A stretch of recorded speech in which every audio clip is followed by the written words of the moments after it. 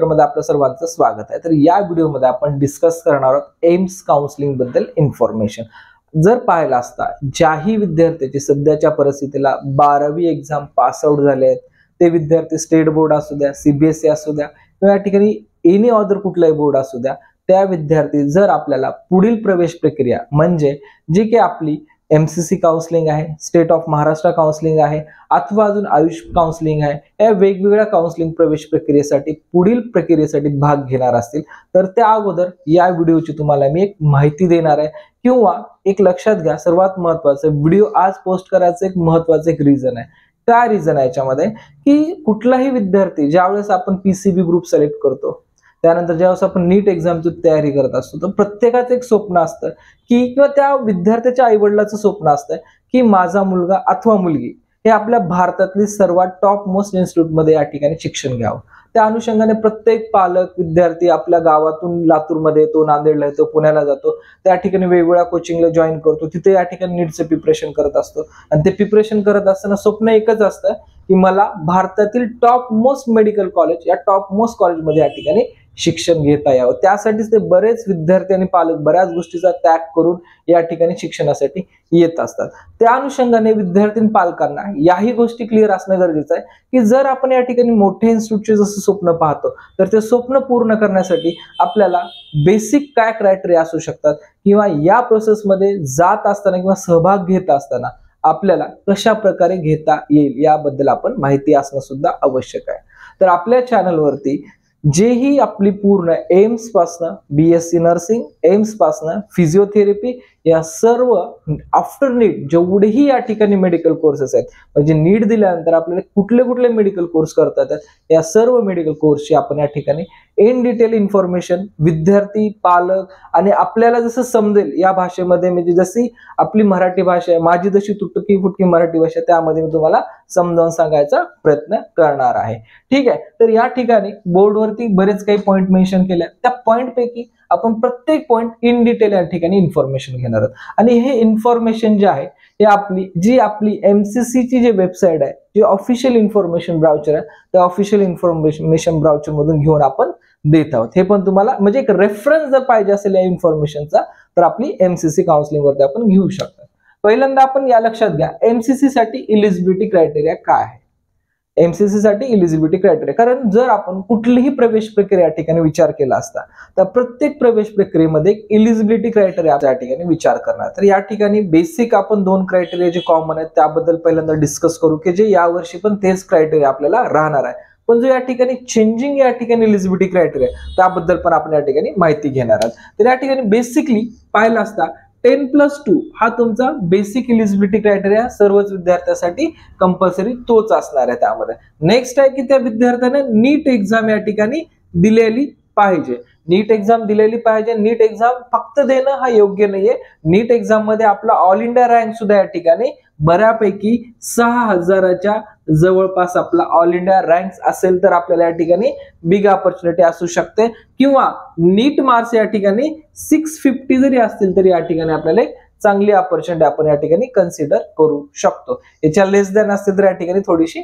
Difficulty येणार आहे। आता सर्वात महत्वाचा पार्ट आहे या ठिकाणी, जर आपण या प्रोसेसमध्ये जर फिजिक्स, केमिस्ट्री आणि बायोलॉजी याचा जर आपण एकंदरीत विचार केला तर एकंदरीत हे मार्क आपल्याला ओपन कॅटेगरी, ओबीसी कॅटेगरी आणि ईडब्ल्यूएस कॅटेगरी या तीन कॅटेगरीचे आपल्याला 60% मार्क्स आपल्याला लागत होते फॉर एम्स या ठिकाणी एमबीबीएस काउन्सिलिंग प्रोसेस साठी। ते आपल्याला 2022 आणि 2023 या इयर साठी, आणि या ठिकाणी एससी आणि एसटीचा जर विचार केला असता आपण तर या ठिकाणी आपल्याला 50% मार्क्स या ठिकाणी लागत होते। लक्षात घ्या 50% मार्क्स आणि 60% मार्क्स। जर आपली कॅटेगरी ओपन, ओबीसी, ईडब्ल्यूएस असेल तर 2023 मध्ये आपल्याला 60% मार्क लागायचे, जर आपली कॅटेगरी एससी आणि एसटी असेल तर या ठिकाणी आपल्याला 50% मार्क्स लागत होते। पण जे सध्या 2024 चा जर यावेळेस आपण एनटीएचं जर इन्फॉर्मेशन ब्राउचर वाचलं तर त्या ब्राउचर मध्ये पेज नंबर 24 क्लिअरली मेन्शन केलं NIS and AIIMS and JIPMER जे काही आपले या ठिकाणी काउन्सिलिंग प्रोसेस असणार आहे, तर याच्यासाठी सुद्धा सध्याचं जे नीटचं अपडेट आहे त्याच्यामधले अपडेट अनुसार सांगतो, ओपन असेल, ओबीसी असेल आणि ईडब्ल्यूएस असेल या विद्यार्थ्यांसाठी 50% मार्क्स या ठिकाणी लागणार आहेत आणि त्या आणि SC आणि ST या विद्यार्थ्यांसाठी आपल्याला 40% मार्क्स लागणार आहेत. हे सध्याचं नीट इन्फॉर्मेशन एक्झामिनेशन ब्राउचर मधली तुम्हाला मी इन्फॉर्मेशन अपडेटेड जे इन्फॉर्मेशन आहे ते तुम्हाला शेअर करत आहे. यासोबतच जर विचार केला, ज्यावेळेस आपली एम्स काउन्सिलिंग या ठिकाणी चालू होत असते तर एम्स काउन्सिलिंगच्या वेळेस आपलं एम्सच्या वेबसाईटवरती या ठिकाणी आपल्याला सेपरेट एम्स रूल्स अँड रेग्युलेशनचं इन्फॉर्मेशन ब्राउचर येणार किंवा येतच असते या ठिकाणी. तर त्या ब्राउचर मध्ये या ठिकाणी हे जे कन्फ्युजन सध्या क्रिएट झाले 60% की 50%, हे कन्फ्युजन एक्झॅक्टली त्या वेळेस जे काय अपडेटेड असेल ते मी तुम्हाला क्लिअर करेन. पण सध्याच्या परिस्थितीला आपण 50% आणि या ठिकाणी 40% ग्रुपिंग आपण ग्राह्य धरायला काही हरकत नाहीये. ग्रुपिंग म्हणण्यापेक्षा एकंदरीत तुमचे ऍग्रीगेट मार्क्स एवढे जरी असतील तरी आपल्याला या ठिकाणी चालणार आहेत. इन जनरल या ठिकाणी जे आपल्याला स्टेट काउन्सिलिंगला या ठिकाणी प्रोसेससाठी MBBSचे जे मार्क्स लागणार होते किंवा ग्रुपिंग लागणार होती ते आपल्याला 50% आणि 40% जरी असेल तरी आपल्याला मोर दॅन सफिशियंट असणार आहे. हे न्यू अपडेट आहे. न्यू अपडेट नंतर मी तुम्हाला पुढील इन्फॉर्मेशन तशीच तुम्हाला या ठिकाणी नवीन काय चेंजेस आहेत हे सुद्धा मी दिली होती. ठीक आहे, तर माझ्या मते तुम्हाला पहिला पॉइंट या ठिकाणी क्लिअर झाला असेल. तर आता या ठिकाणी आपण बोलूया दुसऱ्या पॉइंटकडे. एम्स काउन्सिलिंग प्रोसेससाठी वेबसाईट कुठली. लक्षात घ्यायचं आहे की ज्यावेळेस आपण हे प्रवेश प्रक्रियेमध्ये भाग घेत असतो किंवा एक महत्वाचं उदाहरण आहे, आपण एक दरवर्षी एक सिरीज असते की काय असते त्या सिरीज मध्ये की एम्स साठी कुठली वेबसाईट आहे, स्टेट ऑफ महाराष्ट्रासाठी कुठली वेबसाईट आहे, आयुषसाठी कुठली वेबसाईट आहे आणि त्या वेबसाईटवरती प्रवेश प्रक्रिया कशा चालतात. बरोबर आहे, प्रवेश प्रक्रिया कशा चालतात आणि प्रत्येक प्रवेश प्रक्रियेचे रूल्स अँड रेग्युलेशन्स काय आहेत. वेबसाईट बदलली, या ठिकाणी त्याची एलिजिबिलिटी बदलली, त्यानंतर त्या प्रोसेस फी बदलल्या, तसंच त्या ठिकाणच्या काउन्सिलिंग मधल्या स्टेप सुद्धा वेगळे असतात आणि रूल्स रेग्युलेशन सुद्धा वेगळे असतात. त्यामुळे प्रत्येक गोष्टीला तुम्हाला एकदम सुटसुटीत या चॅनलवरती इन्फॉर्मेशन दिली जाईल. जेही विद्यार्थी पेड काउन्सिलिंगला जॉईन होणार आहेत त्याही विद्यार्थ्यांना यामध्ये पूर्ण डिटेल इन्फॉर्मेशन देऊनच आपल्यासाठी कुठली काउन्सिलिंग जॉईन करणे योग्य आहे याबद्दल सुद्धा तुम्हाला माहिती दिली जाणार. कारण बऱ्याच वेळेस असं होतं की विद्यार्थी मार्कानुसार जेव्हा विचार करतो त्यास मल्टिपल काउन्सिलिंग प्रोसेस मध्ये जातो. जसं की आता आपल्याला मार्कचा अंदाज नाहीये, त्यामुळे आपण काय केलं, नीट एक्झामचाही फॉर्म भरलाय, KCETचाही फॉर्म भरलाय, अजून बऱ्याच एक्झाम निघतील किंवा बऱ्याच स्टेटचे या ठिकाणी फॉर्म निघतील, त्यामध्ये सुद्धा आपण फॉर्म भरत असतो. तर याच अनुषंगाने तुम्हाला एक्झॅक्टली कुठं या ठिकाणी ऍडमिशन मध्ये गेल्यानंतर जास्त फायदा होऊ शकतो. बॅकअपला आपण 1-2 ठेवतच असतो, पण जास्त मोर बेनिफिट कुठं असतं ते आपण या ठिकाणी विद्यार्थ्यांना क्लिअर सांगून ते प्रोसेस करून घेत असतो. तर मेन पॉइंट आहे आपला आता या प्रोसेससाठी वेबसाईट कुठली. या प्रोसेससाठी जर पाहायला गेलं तर हे सर्व प्रोसेस या ठिकाणी MCC या पोर्टलवर होत असते. जी आपली MCC आहे त्या MCC प्रोसेसवर या ठिकाणी होत असते.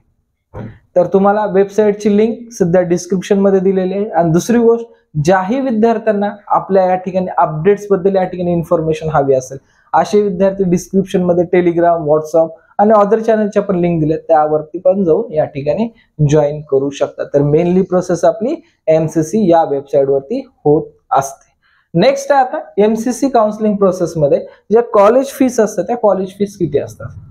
लक्षात घ्या, कॉलेज फीसच्या अगोदर आपण या ठिकाणी माहिती घेणार आहोत की एक्झॅक्ट आपल्याला एम्स काउन्सिलिंग साठी नंबर ऑफ कॉलेजेस किती असतात याबद्दल आपण माहिती घेऊ. तर बेसिकली पाहायला असता सध्याच्या परिस्थितीला म्हणजे 2024 जे काउन्सिलिंग प्रोसेस आहे या काउन्सिलिंग प्रोसेसला जवळपास 20 कॉलेजेस आपल्याला या ठिकाणी येऊ शकतात प्रवेश प्रक्रियेत.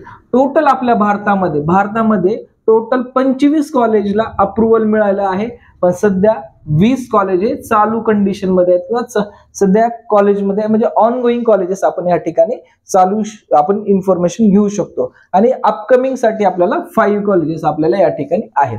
तर या 20 कॉलेज आहेत, त्या 20 कॉलेजमध्ये जवळपास सांगतो 2050 एवढ्या सीट आहेत, कमी जास्त असू शकतात, 2050 एवढ्या सीट आपल्याला मिळणार आहेत. सध्या नंबर ऑफ कॉलेज 20 कॉलेजमध्ये 2050 एवढ्या आपल्याला जागा उपलब्ध असणार आहेत. आणि या कॉलेजेसमध्ये जर विचार केला फी स्ट्रक्चरचा तर एखादा विद्यार्थी विचार करेन की हे तर भारतातले सर्वात टॉप मोस्ट कॉलेजेस आहेत, टॉप मोस्ट कॉलेजची टॉप मोस्ट सुद्धा फीस असू शकते. मग त्या अनुषंगाने विद्यार्थ्याला प्रश्न पडतो की जर मी एम्सला घ्यायचं असेल तर मला फी स्ट्रक्चर काय असू शकतं. तर आतापर्यंत आपण जेवढी आपल्या कोचिंगला किंवा 11th-12th ला जेवढी आपण फीस पेड केली आहे त्याच्या मला असं वाटतं की 20 ते 30% फीस फक्त आपल्या एम्स इन्स्टिट्यूटला पर इयरची फीस असते, पर इयरची, जी की फीस लास्ट इयरला 7,330 रुपये होती. लास्ट इयरला एम्स इन्स्टिट्यूटच्या कॉलेजची फीस 7,330 एवढी या ठिकाणी एम्स इन्स्टिट्यूटची या ठिकाणी फीस होती. म्हणजे विचार करू शकतात, जर आपण जास्त डेडिकेशन दिलं किंवा थोडासा जास्त अभ्यास केला तर आपल्याला ह्या एम्स इन्स्टिट्यूटमध्ये जर ऍडमिशन मिळालं तर आपल्या या ठिकाणी फीसचं तर बेनिफिट आहेच, पण जे आपल्याला एज्युकेशन क्वालिटी मिळणार आहे किंवा जे एज्युकेशन लेवल आहे एम्सचा ते आपल्याला खूप अव्वल असणार आहे. आणि एम्स मधून डॉक्टर बाहेर पडल्यानंतर तो बाहेर आउटडोर जरी एखाद्या प्रायव्हेट इन्स्टिट्यूटमध्ये जॉबला जायचं म्हणलं तर त्याचं हायर पॅकेज असतं. इनफॅक्ट तो एखाद्या गव्हर्नमेंट हॉस्पिटलला जरी वर्क करायचा विचार केला तर त्याचं या ठिकाणी खूप चांगलं रेप्युटेशन सुद्धा या ठिकाणी बिल्डअप असतं. कारण आपला बेस काय आहे त्याच्यावरती आपल्याला पेशंटचा ट्रस्ट या ठिकाणी आपल्याला जिंकता येत असतो. कारण एखादा तुम्ही जर कॉलेज निवडत असेल, डीम युनिव्हर्सिटी म्हणा, त्यानंतर सेमी गव्हर्नमेंट कॉलेज म्हणा, आणि नंतर गव्हर्नमेंट स्टेट गव्हर्नमेंट कॉलेज आणि नंतर एम्स, यात जर आपण कंपॅरिझन केलं तर सर्वात टॉप मध्ये या डॉक्टरला आपण कन्सिडर करतो, किंवा मी या डॉक्टरला या ठिकाणी माझ्या ह्याच्यामध्ये सर्वात टॉपचं डॉक्टर या ठिकाणी कन्सिडर करतो. हे झालं तुमच्या कॉलेज बद्दल आणि कॉलेजच्या फी स्ट्रक्चर बद्दल. तर विद्यार्थ्याला प्रश्न पडेल की एवढे 20 कॉलेजेस आहेत, तर 20 कॉलेजचा एकंदरीत कट ऑफ काय असू शकतो, कुठले टॉप कॉलेजेस आहेत, कुठले या ठिकाणी बॉटम कॉलेजेस आहेत. तर याबद्दल आपण नेक्स्ट व्हिडिओमध्ये टोटल 20 एम्स इन्स्टिट्यूट आणि हायर काय कट ऑफ होता, लोअर काय कट ऑफ होता आणि टॉप 8 कुठले एम्स आहेत त्याबद्दल सुद्धा माहिती घेणार. कारण 20 एम्स पैकी सर्व 20 एम्स हे काही चांगले आहेत असं नाहीये. काही एम्स नंतर आपले स्टेट गव्हर्नमेंटचे कॉलेज या ठिकाणी घेणं सुद्धा मी योग्य समजतो. त्याबद्दल मी नेक्स्ट व्हिडिओमध्ये इन्फॉर्मेशन देईलच. ठीक आहे. तर एम्सच्या तुम्हाला फी स्ट्रक्चर बद्दल माहिती मिळालीच आहे. दोन्ही पण मे बी एकच झालेले आहेत त्यामध्ये लिहिण्यामध्ये. त्यानंतर एम्स इन्स्टिट्यूटमध्ये कॅटेगरी वाईज अनुसार रिझर्वेशन काय असू शकतं. तर त्या पॉईंट आपल्या व्हिडिओचा की एम्स स्टुडंट्स कॅटेगरी वाईज कशा पद्धतीने या ठिकाणी डिवायडेशन होतं याबद्दल आपण डिटेल इन्फॉर्मेशन घेऊ. तर या ठिकाणी सेंट्रली ओपन आहे, ओबीसी आहे, एससी आहे, एसटी आणि ईडब्ल्यूएस याच कॅटेगरी या ठिकाणी कन्सिडर केल्या जातात. आता बहुधा महाराष्ट्रामध्ये पाहिलं असता की बरेच विद्यार्थी NT1, NT2, NT3, BJDT या कॅटेगरी प्रवर्गातनं येतात. तर हे सर्व विद्यार्थी या ठिकाणी एकंदरीत ओबीसी कॅटेगरीमध्ये या ठिकाणी सहभागी होत असतात किंवा ओबीसी मधून या विद्यार्थ्याचं सेंट्रली या ठिकाणी कट ऑफचा विचार केला जातो. तर विद्यार्थ्याला कन्फ्युजन की माझा NTचा कट ऑफ काय असेल, NT2चा, तर हा सर्व कट ऑफ आपल्या स्टेट गव्हर्नमेंटचे जेही कॉलेजेस असतील त्यामध्ये येत असतो आणि बाकीचे जेही कॉलेजेस आहेत या कॉलेजचा कट ऑफ हा आपल्याला सेंट्रली ओबीसी मधूनच पाहावं लागतं. एकंदरीत या ठिकाणी आपण विचार करू 100 सीट्स बद्दल. 100 सीट्स या ठिकाणी रिझर्वेशनचा जर विचार केला या ठिकाणी तर आपण ओबीसी 27%, एससी साठी आपल्या 15% आणि एसटी साठी आपल्याला 7.5% या ठिकाणी आरक्षण आपल्याला दिसून येतं. लक्षात घ्या, ओबीसी 27, एससी या ठिकाणी 15 आणि एसटी या ठिकाणी 7.5. आणि नंतर जेही जनरलचं राहतं या जनरल मध्ये जेवढेही स्पेसिफिकली रिझर्वेशन आहेत किंवा जेवढेही या ठिकाणी ऍडिशनल रिझर्वेशन असतात ते या ठिकाणी येतात. म्हणजे तुमचं ईडब्ल्यूएस, पीडब्ल्यूडी या ठिकाणी तुमच्या जनरल मध्ये या ठिकाणी कन्सिडर होऊन तुमचं जनरलचं जवळपास 50% रिझर्वेशन या ठिकाणी ग्राह्य धरलं जात असतं. ठीक आहे. तर एवढी तुम्हाला एम्स बद्दल सध्याच्या व्हिडिओमध्ये मी इन्फॉर्मेशन देत आहे. नेक्स्ट व्हिडिओमध्ये मी जसं तुम्हाला मगाशी सांगितलं त्या पद्धतीने आपण पूर्ण सिरीज या ठिकाणी ठेवणार आहोत की ज्याही सिरीजमध्ये तुम्हाला पूर्ण डिटेल्स इन्फॉर्मेशन दिल्या जातील.